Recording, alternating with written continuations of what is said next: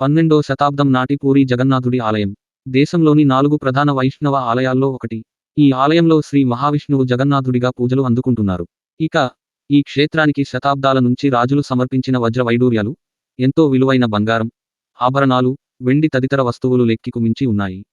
ఇవన్నీ రత్న భాండాగారంలో దాచిపెట్టారు. ఈ సంపదను పూర్వం 3 నుంచి 5 సంవత్సరాలకు ఒకసారి లెక్కించేవారు. పూరీ శ్రీక్షేత్రంలోని రత్న భాండాగారం 46 ఏళ్ల తర్వాత తెరవడంతో అందులోని జగన్నాథుడి సంపదలపై యావత్తు దేశం ఉత్కంగా ఎదురుచూస్తోంది. పురుషోత్తముడి భక్తులైన రాజులు సమర్పించిన విలువైన కానుకలు, వజ్రవైడూర్యాలు, గోమేదిక, పుష్యరాగాలు, పచ్చలు, కెంపులు, రత్నాలు, బంగారు కిరీటాలు ఏ మేరకు భద్రంగా ఉన్నాయి అనేది ఆసక్తిగా మారింది. గురువారం రహస్యగది తెరుచుకోనుండగా అందులోని పెట్టెలు, అల్మరాలను ఒడిశా ప్రభుత్వం నియమించిన కమిటీ సభ్యులు తెరిచి సంపదను స్ట్రాంగ్ రూమ్కి తరలించనున్నారు. జూలై 14న ఆ గదిని కమిటీ ప్రతినిధులు కేవలం పెట్టెలు, అల్మరాలు చూసి వెనక్కు వచ్చిన విషయానికి తెలిసిందే. ఆ రోజున సమయం మించిపోవడంతో సీల్ వేసి వెనక్కి వచ్చేశారు. గురువారం మళ్లీ తెరచి భారీ భద్రత మధ్య రహస్య గదిలోని సంపద స్ట్రాంగ్ రూమ్కు తరలింపునకు ఏర్పాటు చేశారు.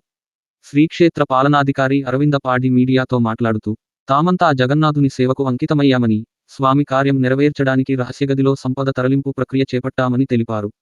ప్రభుత్వ మార్గదర్శకాలకు అనుగుణంగా ఈ ప్రక్రియ జరుగుతుందని ఆయన వెల్లడించారు. సంపద తరలింపు నేపథ్యంలో ఆలయంలోకి భక్తుల ప్రవేశాలను నిలిపివేయాలని నిర్ణయించారు. గురువారం ఉదయం 8 గంటల నుంచి ప్రవేశాలు నిలివేస్తున్నట్టు అధికారులు తెలిపారు. స్ట్రాంగ్ రూమ్కి సంపద తరలించిన తర్వాత రత్న భాండాగారాన్ని మరమ్మతుల కోసం పురావస్తు శాఖకు అప్పగిస్తారు. ఆ పనులు పూర్తయిన తర్వాత మళ్లీ రహస్య గదికి సంపదను తీసుకొచ్చి నిపుణుల ఆధ్వర్యంలో లెక్కింపు చేపడతారు.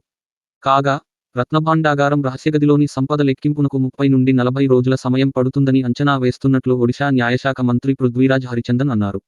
అత్యాధునిక సాంకేతికత అందుబాటులో ఉన్నా సంపద లెక్కింపు అంత త్వరగా సాధ్యం కాదని ఆయన పేర్కొన్నారు.